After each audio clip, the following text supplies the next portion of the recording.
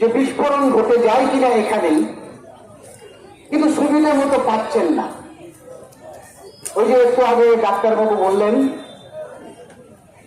যে গোলাপের কাছে শিরস্ত্রাণ ও মাথা নামিয়ে ফেলতে বাধ্য হয়, তাই সুযোগ মতো পাচ্ছেন না। কিন্তু ভগবান জানেন যে একটা রাজনৈতিক পতাকার তলায় রাজনৈতিক দলের ধ্বজা নিয়ে যদি কখনো আন্দোলন হয়, সেটাকে রাজনৈতিকভাবে কি করে মোকাবেলা করা যায়, তাকে কালিমালিপ্ত করে হোক, তাকে মিথ্যা প্রমাণ করে হোক, বলপ্রয়োগ করে হোক, লাঠি চালিয়ে হোক, কাঁদানে গ্যাস চালিয়ে হোক।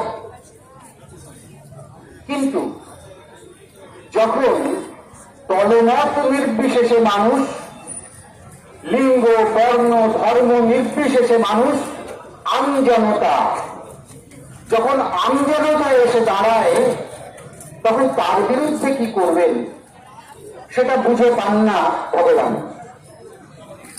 তাই ভগবান তখন ভয় পান, ভগবান তখন সতর্ক হয়ে থাকেন।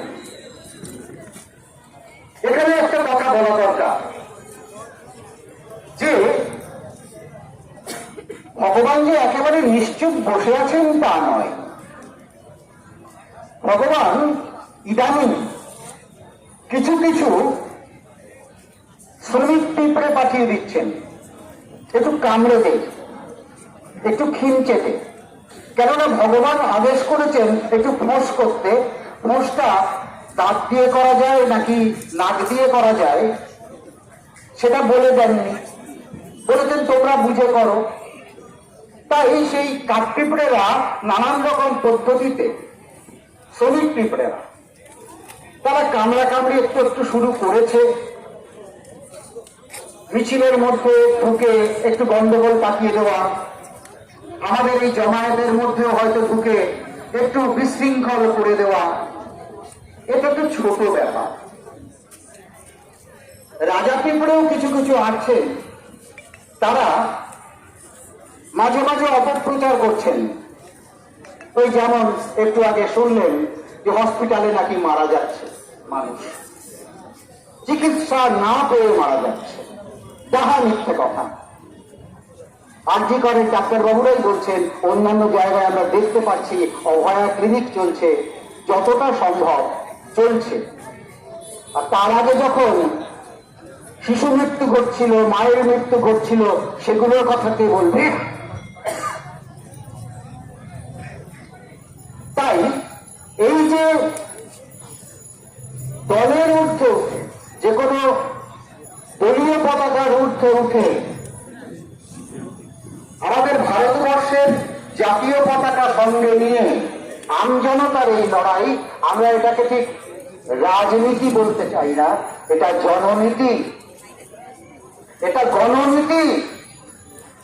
আজকে গণেশ পঞ্চমী, কালকে গণেশ চতুর্থী গেছে, গণেশ পূজা, এই জনগণেশ এবার জেগে উঠেছে। এবার গণেশের পালা, এই গণেশের পালায় একটু থমকাতে হবে। অনেকে এখনো নামেননি, অনেকে একটু জল মাপছেন। তাদের বলবো, ডাক্তারবাবুরা নেমেছেন, অনেক সিনিয়র ডাক্তার এবং জুনিয়র ডাক্তাররা তো চালিয়েই যাচ্ছেন তাদের লড়াই।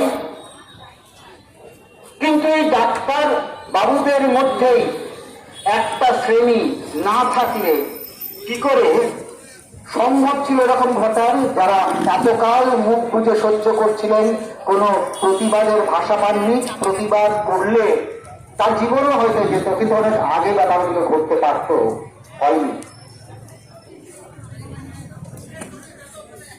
আমি যে সমস্ত পুলিশ কর্মচারী চারপাশে রয়েছেন নজর রাখার দায়িত্বে, তাদের অনুরোধ করব যে নিজের বাড়ির দিকে তাকান, নিজের ছেলে মেয়েদের দিকে তাকান, তাদের ভবিষ্যৎ কি।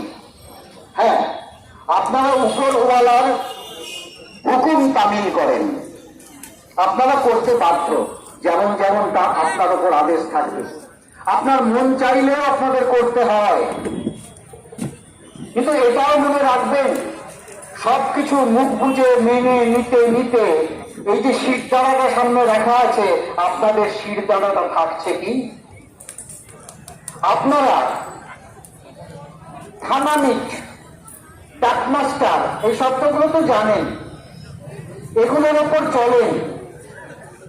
এলাকার ভদ্রসভ্য মানুষদের, শিক্ষিত মানুষদের যতটা না চেনেন আপনারা, অনেক বেশি চেনেন দুর্বৃত্তদের। কেন? আপনাদের শিরদাঁড়াটা যদি সোজা করে দাঁড়ান, তাহলে আপনারা বুঝতে পারবেন যে আপনারা মানুষ, আপনাদের মনের ইচ্ছাটাকে বিক্রি করে দিতে হয়েছে ওই ভগবানের কাছে। না, এটা সবসময় সহ্য করবেন না। কেননা আপনি আমাদের ঘরেরই ভাই, আমাদের ঘরেরই ছেলে, আপনাদেরও ভাবতে হবে।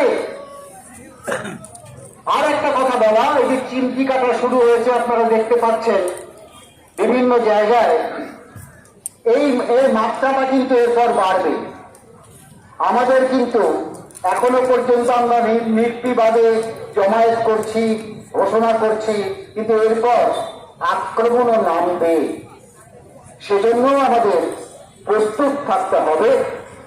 আমাদের প্রস্তুত থাকতে হবে যে কোনো রকম প্রতিকূল অবস্থার মধ্যে। এই শপথ যদি আমরা না নিতে পারি, তাহলে এই আন্দোলন চালিয়ে দেওয়া যাবে না। আমার বিশ্বাস যে তরুণ প্রজন্ম আজকে জেগে উঠেছে, আপামর মানুষ জেগে উঠেছে, বৃদ্ধ বৃদ্ধা থেকে আরম্ভ করে সবাই এসে গেছে। তারা সবাই একইভাবে বুক পেতে দাঁড়াবেন। আমরা চাই বিচার, আমরা চাই জাস্টিস।